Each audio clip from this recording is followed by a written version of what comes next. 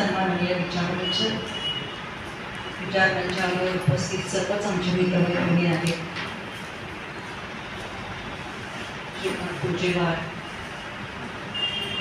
अनुराधा, प्रिया आणि आजच्या कार्यक्रमाच्या सरकारमूर्ती त्याचं पुस्तक प्रसिद्ध होत आहे.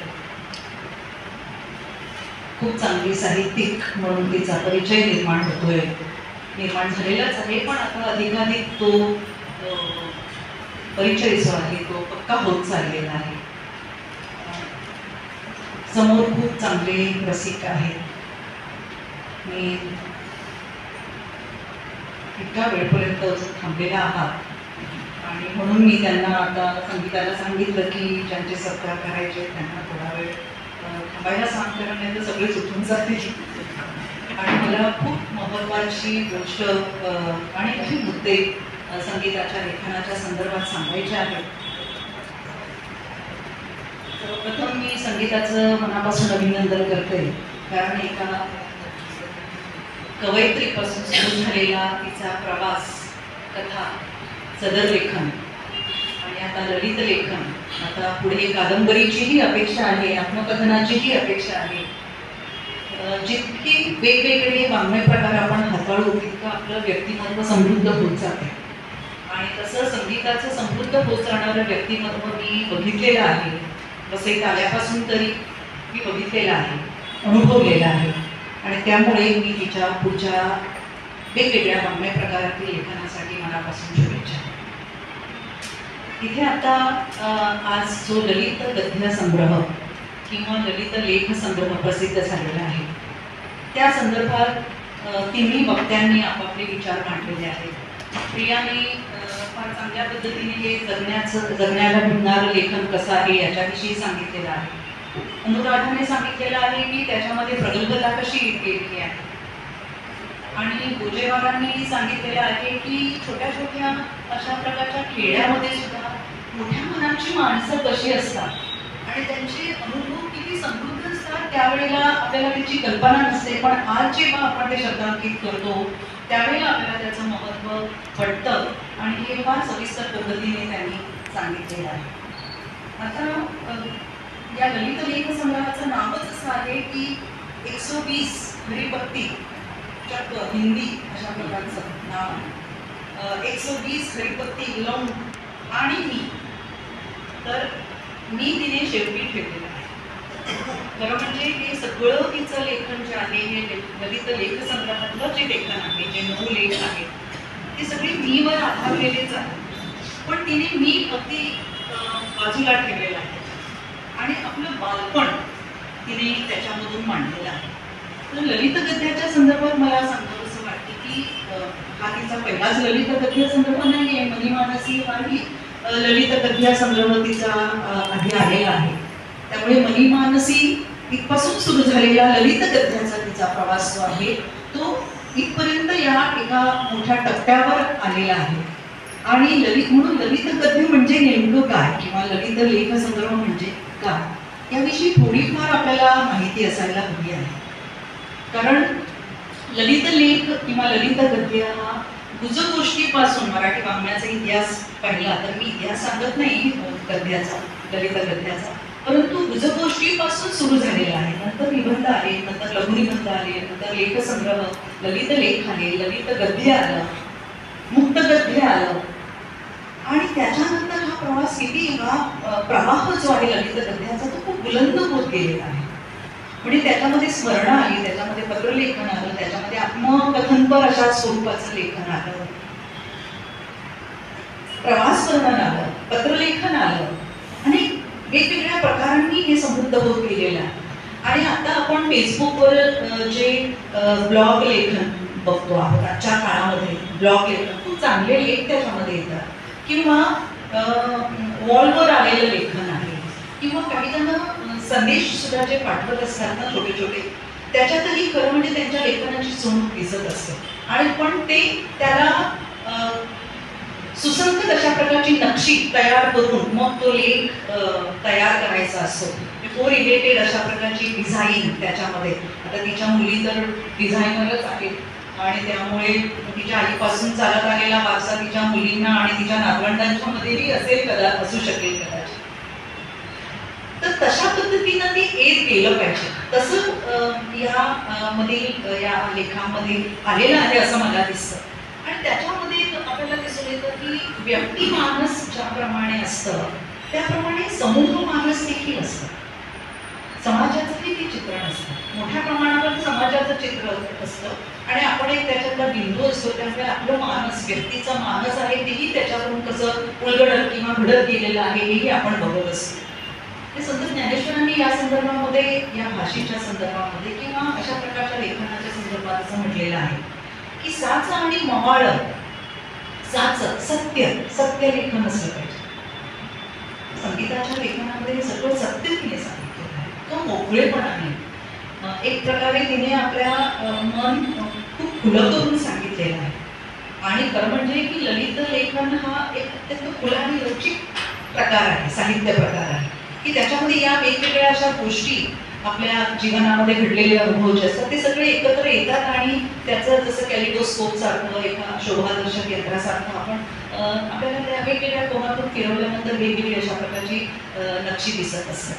तर साच आणि मवाळ, साच सत्य त्याच्यामध्ये असा, मवाळ अत्यंत मवाळ भाषेमध्ये खूप आक्रमक अशी वृत्ती त्याच्यामध्ये दिसत नाही. मितले आणि रसाळ, मितले, मीत अगदी थोडक्यामध्ये त्यांनी सांगितलेलं आहे.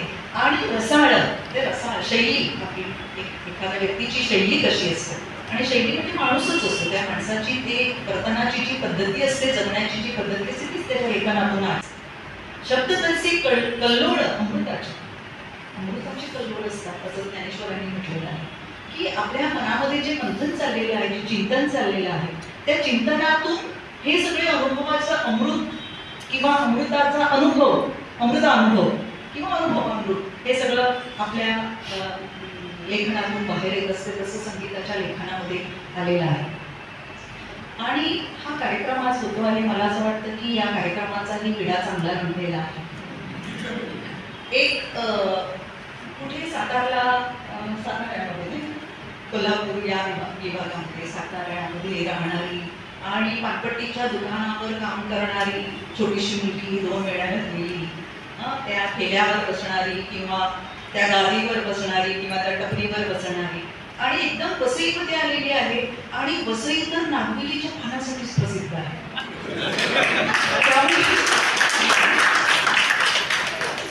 मला असं वाटतं की वसईमध्ये आल्यानंतर तिचं लेखन जास्त बहरलेलं आहे आणि त्यामुळे तिने लेखनाचा विडा उचलला आणि वेगवेगळ्या प्रकारचं लेखन ती करत गेली आणि हा विडा छान रंगत गेलेला आहे. आणि या पुस्तकामध्ये तो फार चांगल्या पद्धतीने रंगलेला आहे असं मला वाटतं. आणि त्याचं कारण आहे की इकडच्या मातीचा, नागवेलीचा पानांचा गुण आहे, तर ते पान फार रंगलेलं आहे. आणि तिने तर असं सांगितलेलंच आहे, त्याच्या तिच्या शीर्षकामध्येच तिने सांगितलेलं आहे की हरिपत्ती, लवंग, लवंगी मिरची कोल्हापूरची, जो तिखटपणा आहे ती सातारची आहे आणि हरिपत्ती ही वसईची आहे. आणि तेही चांगल्या पद्धतीने 120 प्रकारचं पान इथे रंगलेलं आहे असं मला या लेखनामधून वाटतं. आणि तिने स्वतःच सांगितलेलं आहे की तिने तिच्या मनाचा तळ शोधण्याचा प्रयत्न केलेला आहे आणि लख्खपणे तिला त्या सगळ्या आठवणी जाणवल्या. त्यामुळे ललित लेखामध्ये जे आत्मकथनपर अशा प्रकारचं जे लेखन आलेलं असतं, खरं म्हणजे खूप मला असं वाटतं सारखं वाचताना हे मला जाणवत गेलं संगीता की खरंच तुला आत्मकथन लिहायला पाहिजे, कारण तू सगळं सत्य लिहिलेलं आहे. आत्मकथनामध्ये सत्य आलं पाहिजे, तो त्याचा आधार असतो, तो त्याचा खरा, ती त्याची खरी भूमी असते, भूमिका असते, ते सगळं त्याच्यामध्ये आलेलं, काही लपून ठेवलेलं नाहीये. इतक्या सुंदर पद्धतीने तिने ते सगळं सांगितलेलं आहे. आणि त्यामुळे जितक्या तरलपणाने तिने सांगितलेलं आहे, जितक्या मोकळेपणाने तिने सांगितलेलं आहे, त्यामुळे लख्ख अशा प्रकारचं चित्र तिच्या बालपणाचं आणि तिच्या एकूणच कुटुंबाचं आपल्या नजरेसमोर येतं. आणखीन एक मला असं वाटतं की जितकं वेगळ्या प्रकारचं साहित्याच्या प्रवाहात येईल, म्हणजे तिने घाटी समाजाचं वर्णन केलेलं आहे आणि त्याच्यानंतर प्रगत होत नंतर आपण शहरी नागरीकरणाचंही वर्णन त्याच्यामध्ये आलेलं आहे. तितकं साहित्य सुद्धा समृद्ध होत जातं आणि आपण सुद्धा समृद्ध होत जातो. त्यामुळे एका वेगळ्या थाटामध्ये तिने जे हे वर्णन केलेलं आहे तेही मला फार महत्त्वाचं वाटतं. कारण भाषा, वर्तन, विचार करण्याची पद्धती आणि एकूणच अनुभवाला जो एक प्रकारे आयाम प्राप्त होतो ना, एक म्हणजे तासून घेतले जातात सगळे अनुभव आणि त्याला जो एक आयाम प्राप्त होतो तो आपल्याला इथे किंवा एक जीवनाविषयीचं आणखीन एक वेगळं भान यायला लागतं. म्हणजे ती आपलं बालपण विसरू शकत नाही, कारण आई सोडून गेलेली आहे, अगदी लहान या 2 मुलींना सोडून गेलेली आहे आणि ते तिच्या मनाला म्हणजे आपण आई कधी कशी आहे ती बघितलेलीच नाहीये. त्यामुळे हे जे ललित बंध आहेत त्याच्यामध्ये तिचे विषय सुद्धा कसे आहेत बघा, की हे सगळे बालपणातले अनुभव आहेत. म्हणजे बहुसंख्य असे बालपणातले अनुभव आहेत.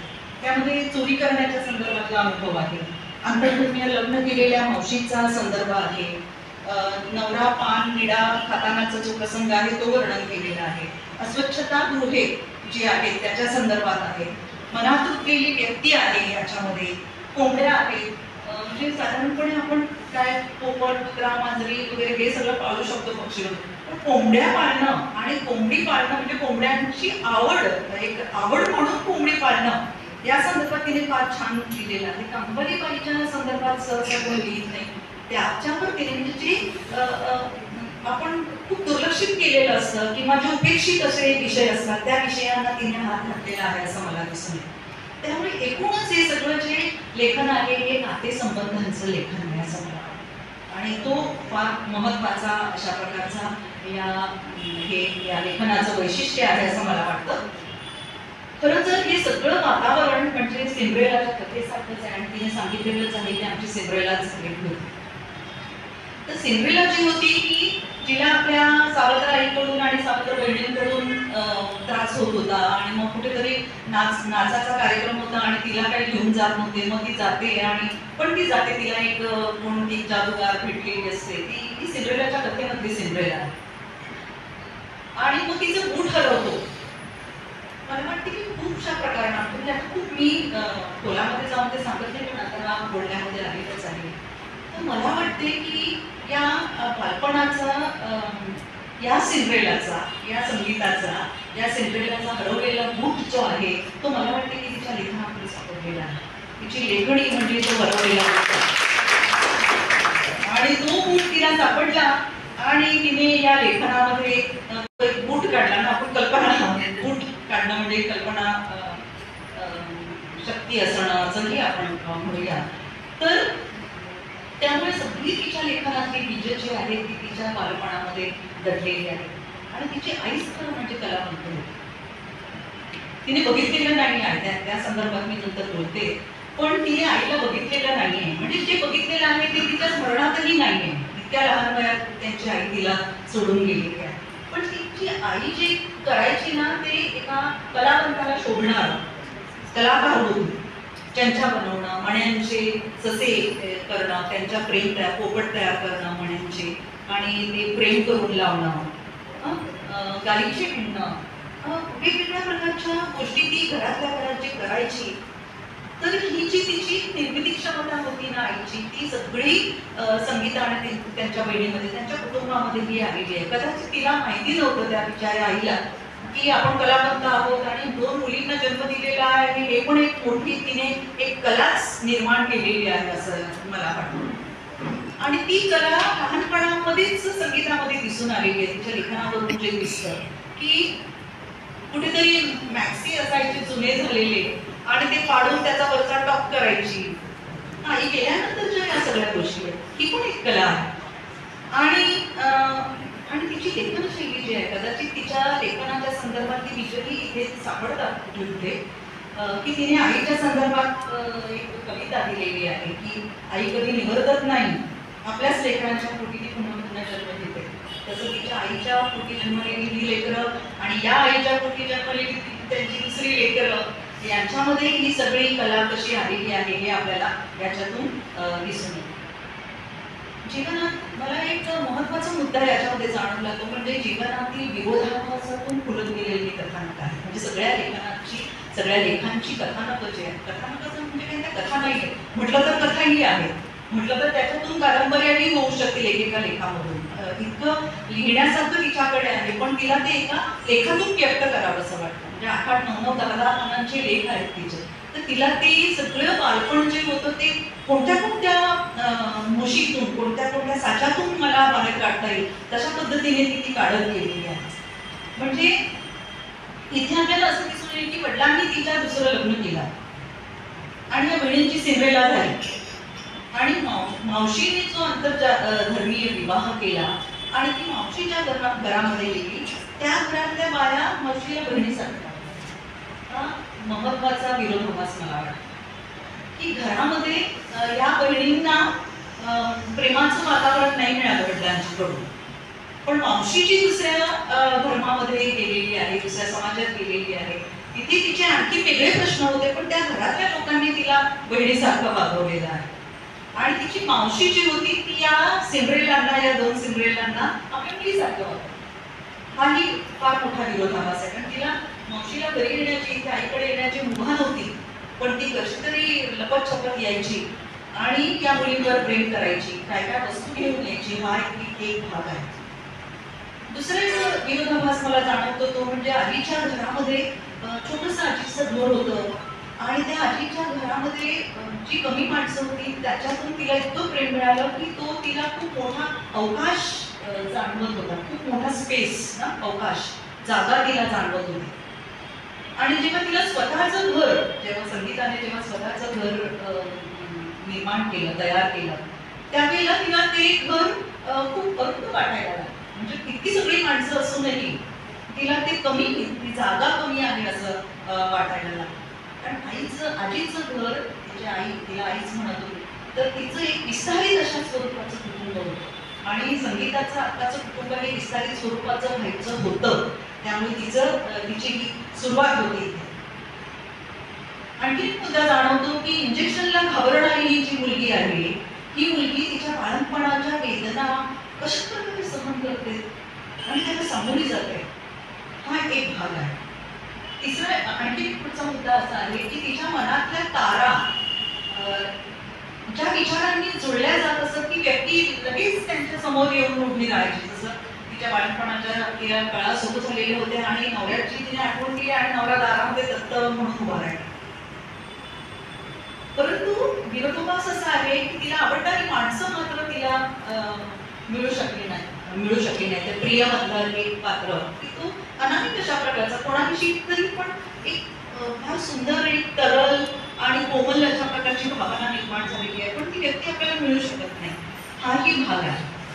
आणि दुसरं एक असं जाणवतं की त्या कामवालीच्या बाबतीमध्ये की ती तिला हवीशी वाटते, परंतु तिला त्या एका वेगळ्या त्वचा रोगाने झपाटलेलं असल्या कारणाने तिला असं वाटतं की म्हणजे तिला आपण घरातून काढून टाकणं हे खूप कृतज्ञ ठरेल, लटकट ठरेल. म्हणजे आपला खोटेपणा सिद्ध होईल की आपण स्वतःला साहित्यिक म्हणून म्हणतो, संवेदनशील असं म्हणतो, आणि या बाईला कसं आपण घरातून बाहेर काढायचं. आणि त्याच्या संदर्भात सुद्धा ती खूप मोकळेपणाने कबुली देते. ही फार मोठा गुण आहे असं मला वाटतं. त्यामुळे काही वेळेला घरकामाला बाई मिळणं कठीण जातं, मिळालेली बाई आहे ती तिला गमवावी लागते, पण अशा पद्धतीने ती सामोरी जात नाही. महत्वाचा मुद्दा या लेखनाच्या संदर्भात मला जाणवतो तो म्हणजे सांस्कृतिक सौहार्दाचं दर्शन आहे आणि सामाजिक दबावाचंही दर्शन आहे. चाळीचं वर्णन केलेलं आहे, फार छान केलेलं आहे की विविध समूहाचे लोक तिथे राहत असत आणि काझी नावाच्या एका मुस्लिम कुटुंबाचा त्यांचा शेजार होता, त्यांच्याशी अतिशय सुंदर नातेसंबंध निर्माण झालेले होते. मावशीने केलेला आंतरधर्मीय अशा स्वरूपाचा विवाह आहे, पण त्यामध्ये दोन्ही पद्धती, कारण तिने कपाळावर कुंकू लावलेलं नाही पण तिचं गोंधळ आहे, त्यामुळे ती मराठी समाजातली आहे हे समजतंय. आणि ती इथे आईकडे आल्यानंतर, आजीकडे आल्यानंतर ती कुंकू कपाळाला न लावून घेता गळ्याला कुंकू लावते आणि त्यामुळे मुस्लिम समाजाचं दर्शन हा आणि अत्यंत सौहार्दाचं अशा प्रकारचं वर्णन मला याच्यामध्ये दिसलं. आणि सामाजिक दबाव अशा पद्धतीने दिसतो आहे की मावशीने केलेला जो आंतरधर्मीय विवाह आहे ते लेखिकेच्या नवऱ्याने समजून घेतलेला आहे, पण त्याच्यावरही सामाजिक दबाव आहे.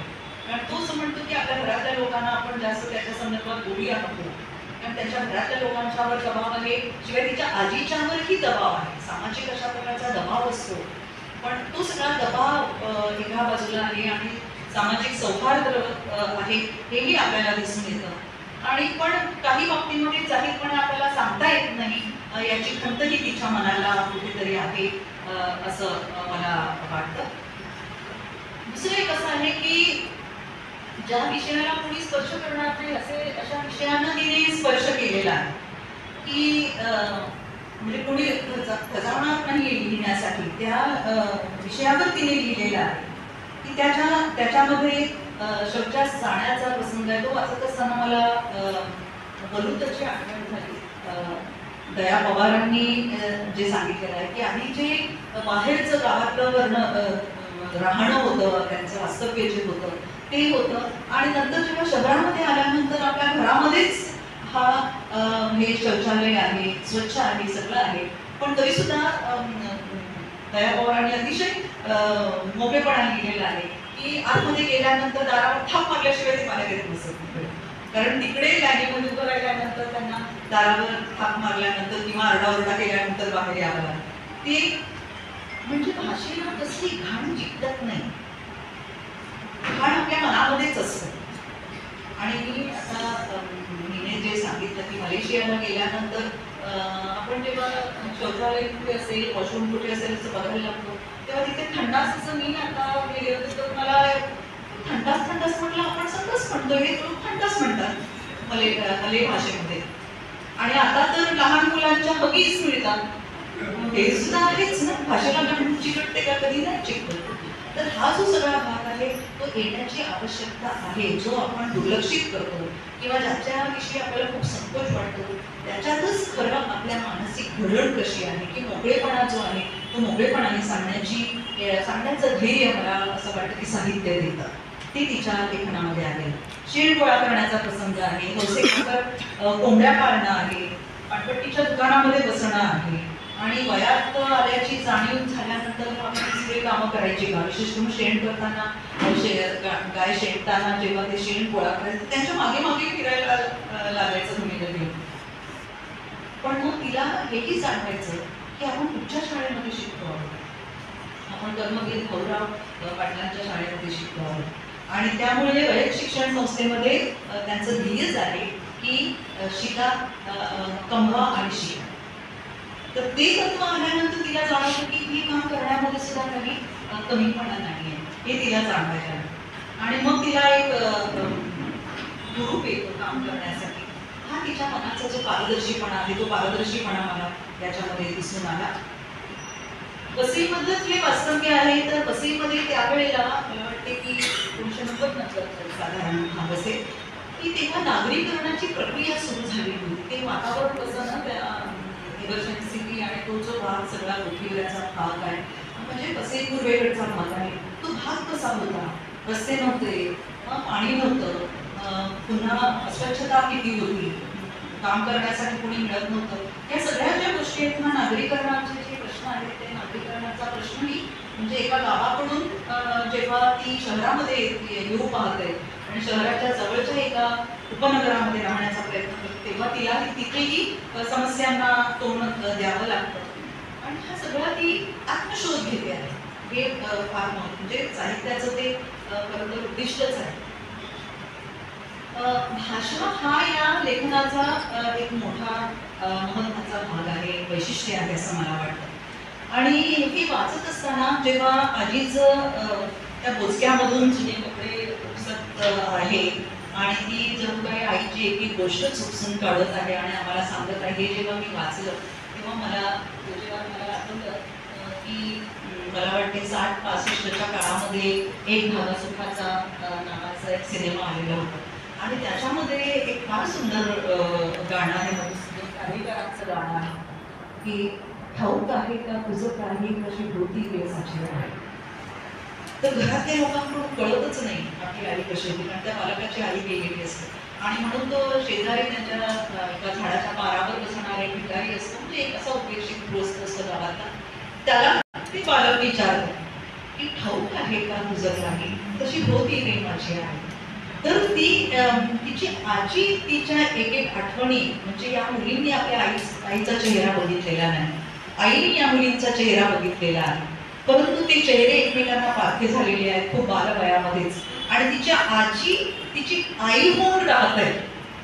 आणि इथे खूप छान एक असं आलेलं आहे की आजी त्या बोचक्यातून एक एक कपडा काढावा, एक एक चिंधी काढावी, त्याप्रमाणे एक एक आईविषयीची गोष्ट सांगत राहते आणि आईची ओळख करून देते. आणि कारण आई जाणं कोणत्याही वयामध्ये, बालपणात असो की म्हातारपणामध्ये असो, खूप मोठं वय झाल्यानंतरही आई जाणं असो, पण आई जाणं म्हणजे आपलं भावविश्व कोलमडून पडण्यासारखं आहे. परंतु तिच्या आजीने ते सावरून धरलेलं आहे. मला आपल्या बहिणाबाई चौधरीची कविता आठवते की लेकीच्या माहेरासाठी माझ्या सासरी नांदते. म्हणजे खूप लेकीला त्रास होत असतो, परत आईला त्रास होत असतो, परंतु आपल्या लेकीला माहेर मिळावं म्हणून ती आई आपला नव्याचा मार सगळा सहन करत असते. तिची आजी जी आहे, त्या संगीताची आजी, ती या लेकींना माहेर मिळावं म्हणून ती सगळा त्रास सगळं म्हणून सहन करत असते. आणि ती तिच्या बोलण्यातून, ते तिच्या वागण्यातून कसं दिसून येतं हे आपल्याला त्या आजीचं व्यक्तिमत्व जे आहे आणि आजोबांचं व्यक्तिमत्व जे आहे, ते जरी फार करारी असले किंवा पोलिसामध्ये असले तरी सुद्धा पण तिच्या आजीची जी अतिशय मायाळू, प्रेमळ अशी जी आजी आहे ती आपल्या नजरेसमोर. आणि तिच्या आईचं आणि आजीचं दुःख ऐकून संगीता असं लिहिते की आम्ही एकदम मोठे झालो, आम्ही एकदम वाढलो वयाने. आता त्या भाषेमध्ये बघा, भाषेच्या संदर्भामध्ये ती असं म्हणते की पायरीवर गप्पा मारत बसलेल्या लांब लचक चाळी. तर चाळी कशा गप्पा मारणार, पण चाळीवरले लोक एक पायरीवर बसून एकमेकांशी गप्पा मारतात. तर तिची भाषा हे या लेखिकेचं वैशिष्ट्य आहे की तिने भाषा कशी वळवलेली आहे ना, की पायरीवर गप्पा मारत बसलेल्या लांब लचक चाळी. नंतर मावशी कशी हसायची किंवा रडायची किंवा दुःख आपण कसं व्यक्त करायची किंवा नकार कसा व्यक्त करायची. तर मावशी दोन्ही ओठ गंधासारखे करून नाकाजवळ न्यायची आणि आईला राग असेल तर तो गिळून टाकायची. आजीने म्हणजे तिच्या आईने म्हणजे तिच्या आजीने आपल्या काळजाचा पदर केला होता. इकडच्या पानपट्टीची मुंबईत गादी कशी झाली ती मला अजून कळलं नाही. अशा प्रकारची भाषा जी आहे ती मी मुद्दाम लिहूनच काढलेला आहे की आईच्या पात्रांना हात लावला की मला आईचा वास यायचा. आई नसलेल्याचं दुःख एक झाडच मनात उजायला लागलं होतं. तर सिंड्रेला कुठे कुठे दिसते त्यांच्या पद्धतीने स्वतःच सांगितलेलं आहे की आमची सिंड्रेला झालेली होती. तर हे सगळं सिंड्रेलाचं जे मनोगत आहे त्याच्यात ती असं म्हणते की 1000 लिटर पाणी भरल्यानंतर दुनियाभरचे कावळे पोटामध्ये ओरडायला लागायचे, गोळा व्हायचे. म्हणजे आपल्या सावत्राईला सांगू शकत नव्हते की आम्हाला भूक लागलेली आहे. सकाळ होताच दिवसाचा उग्र चेहरा समोर यायचा. आयुष्याचा जोडीदार निवडताना राजकुमारांची तशी कमी नव्हती, परंतु वडिलांच्या नाकाचा प्रश्न होता. म्हणजे आपल्या मुलींवर जेव्हा अन्याय होत होते त्यावेळेला या वडिलांना तोंड नव्हतं आणि मुली मोठ्या झाल्यानंतर त्यांना नाकार, त्याच्या नाकाचा प्रश्न निर्माण झाला. आधी अन्यायाच्या संदर्भात कुठेच बोलताना दिसत नाही आणि लग्नाच्या वेळेला मात्र त्यांच्या नाकाचा प्रश्न निर्माण झाला. कारण नाक सगळ्यात महत्वाचं, म्हणजे पद महत्वाची, प्रतिष्ठा महत्वाची. तिच्या आजीने असं म्हटलेलं आहे की म्हणजे म्हणी वाक्प्रचार असे 1-2 ठिकाणी आलेलेही दिसतात मला, पण त्या आजीच्या तोंडून आलेले आहेत त्यामुळे त्याला महत्व आहे. की किती सुंदर भाषा बघा. ज्यास मराठी भाषेला अभिजात भाषेचा दर्जा मिळालेला आहे. अभिजात भाषा म्हणजे सामान्य माणसाची भाषा. ज्या भाषेला आपण अशुद्ध म्हणत होतो, ज्या भाषेला आपण प्राथमिक स्वरूपाची भाषा म्हणत होतो, त्या भाषेने आपल्याला हा दर्जा प्राप्त करून दिलेला आहे. ही सामान्य लोकांची भाषा, गावातली भाषा, बोली भाषा. तर ती म्हणते, आजी म्हणते की सुगरणवती माझी लेक, इनकामाला नंबर 1, इनकाम विणकाम करण्यासाठी नंबर 1. नंतर ऑफिस टाईम फुलांच्या संदर्भात तिने फार छान लिहिलेलं आहे की मला पानावरात ठेवलेले मुलं वाटायची की ऑफिस टाईमची फुलं बघितल्यानंतर की आईची वाट बघून बघून संध्याकाळपर्यंत कोणी येऊन गेली नसायची. पुस्तकाला जसा वास तसा नव्या घराला वास यायचा. कामं इतकी करावी लागत की ते पाटावरवंटा अजिंक्य दाऱ्यावरून उचलून द्यावं असं वाटत असेल. तर अशा पद्धतीने हे 120 पान हरिपत्ती, लवंग आणि मी असं खूप हिरवं झालेलं आहे. आणि ते वाचल्यानंतर मला असं वाटतं की आपली ही ओठ रंगतील, जीव रंगेल. आणि संगीताने ते खूप छान शब्दातून रंगवलेलं आहेच, अनुभवातून रंगवलेलं आहेच. पण आपण वाचल्यानंतर आपणही त्याच रंगामध्ये रंगून निघू अशी मला आशा वाटते. मी शुभेच्छा देते आणि थांबते. धन्यवाद.